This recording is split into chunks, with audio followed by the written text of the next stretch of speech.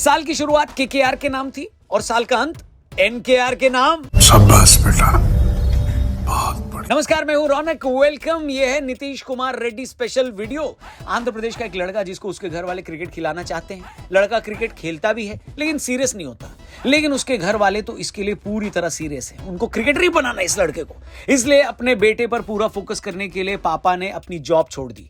लेकिन लड़का फिर भी सीरियस नहीं होता। कुछ समय बाद वो अपने पिता को छुप कर रोते हुए देख लेता है, क्योंकि घर की फाइनेंशियल हालत सही नहीं होती, पैसे खत्म हो गए हैं, जरूरी चीजों के लिए भी नहीं बचे हैं पैसे।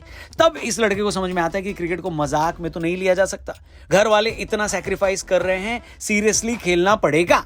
उसके बाद आज वही लड़का ऑस्ट्रेलिया में एक मुश्किल सिचुएशन से टीम इंडिया को निकाल कर लाया है, और अपने बेटे के इस सफर के लिए खुद कुर्बानी देने वाले उनके पापा स्टैंड में बैठे ये सब देख रहे थे।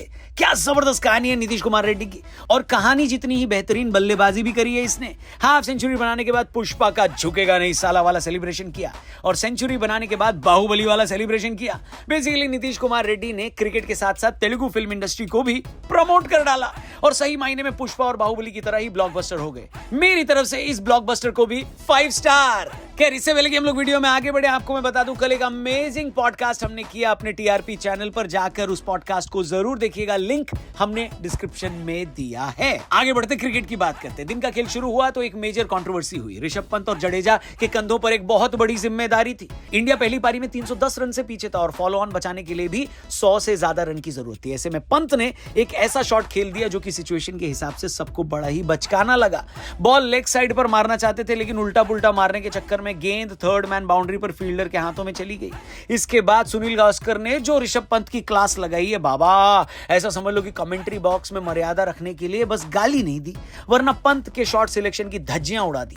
साथ में कमेंट्री कर रहे हर्षा भोगले भी चौंक गए कि अचानक से सुनील पाजी को क्या हो गया। ऑस्ट्रेलिया वाला कमेंटेटर तो विकेट की ही खुशी में था, कुछ बोल ही नहीं रहा था, लेकिन गावस्कर पाजी ने करीब 2 मिनट तक नॉन स्टॉप पंत के शॉट सिलेक्शन को ऐसे धोया है कि इतनी बढ़िया वॉशिंग मशीन धोने को मिल जाए तो कपड़े चमक जाए। हालांकि कई लोगों को यह लगता है कि ऋषभ पंत तो हमेशा से ही ऐसा खेलते हैं। अगर यही गेंद छक्का चली जाती तो सोशल मीडिया चिल्ला रहा होता कि वाह ऋषभ पंत क्या बैटिंग करता है, फियरलेस एकदम। लेकिन सुनील गावस्कर की बात भी सही है। अगर आप इतनी मुश्किल सिचुएशन में ऑर्थोडॉक्स शॉट नहीं खेल सकते तो टेस्ट क्रिकेट आपके लिए नहीं है। सुनील गावस्कर ने असल में क्या कहा, इसके ऊपर हमने अपने दूसरे चैनल क्रिको पर एक मस्त वीडियो बनाई है, जाकर जरूर देखना। आपका इस मुद्दे पर क्या कहना है कमेंट करके बताना। क्या ऋषभ पंत को थोड़ा और जिम्मेदारी दिखानी चाहिए थी, या फिर यही है जो है, ऐसे ही खेलेगा ये लड़का है? लेकिन एक बात तो पक्की है, ऋषभ पंत के विकेट की वजह से इंडिया की हालत बहुत पतली हो गई। लंच तक आते आते जडेजा का भी विकेट गिर गया। इस सेशन में 2 विकेट गिरने की वजह से स्कोर हो गया 221 फॉर 7। हालांकि नीतीश कुमार रेड्डी और वाशिंगटन सुंदर ने यहां से लंच तक कोई और नुकसान नहीं होने दिया और स्कोर कर दिया 244 पर 7।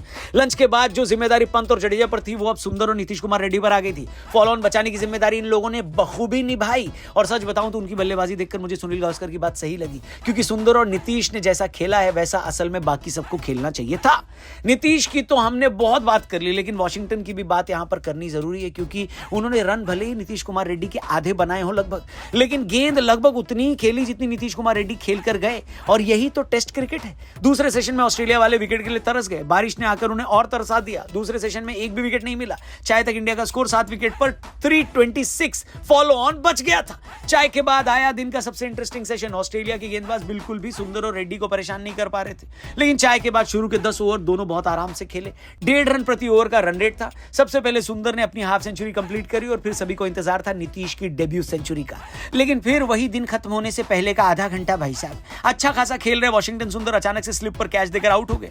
नीतीश कुमार रेड्डी ने अगले ओवर में अपना स्कोर 99 तक पहुंचा दिया, लेकिन फिर शातिर पैट कमिंस खुद गेंदबाजी करने आए ताकि किसी तरीके से रेड्डी को शतक बनाने से रोक लें। पूरा ओवर खेलने की जिम्मेदारी बुमराह की थी, लेकिन बुमराह भाई तीसरी गेंद पर आउट हो गए। लेकिन अब नीतीश की सेंचुरी बनाने की उम्मीद थे उनके ही हैदराबादी भाई मोहम्मद सिराज को 3 गेंदें खेलनी थी, और सच कहूं तो पहली गेंद छोड़कर सिराज ने सच में बढ़िया डिफेंस किया। सिराज के डिफेंस को क्राउड में इतनी तालियां मिली कि कई बार तो इतनी लोगों को सेंचुरी बनाने पर भी नहीं मिलती। सिराज के डिफेंस के बाद अगले ही ओवर में नीतीश कुमार रेड्डी ने मिड ऑन के ऊपर से चौका मारकर अपनी सेंचुरी पूरी करी। ग्राउंड में मैच देख रहे अपने पिता का सर ऊंचा किया, और हर इंडियन क्रिकेट फैन जो फाइट बैक देखना चाहता था उसको फाइट बैक दिखा दिया। नीतीश की सेंचुरी के फौरन बाद लाइट खराब हो गई, जिसकी वजह से खेल रोक दिया गया। दिन का खेल खत्म हुआ तो इंडिया का स्कोर 9 विकेट्स के बाद 358 रन।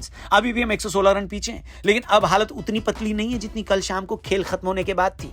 आपको नीतीश की सेंचुरी कैसी लगी, और नीतीश की सेंचुरी के साथ साथ सिराज के डिफेंस पर भी कमेंट कर देना। हम आपसे मिलेंगे कल के दिन का खेल खत्म होने के बाद। चैनल सब्सक्राइब करना, फेसबुक पे देख रहे तो पेज को जरूर लाइक करना। थैंक यू फॉर वॉचिंग, कल मिलते हैं, बाय बाय।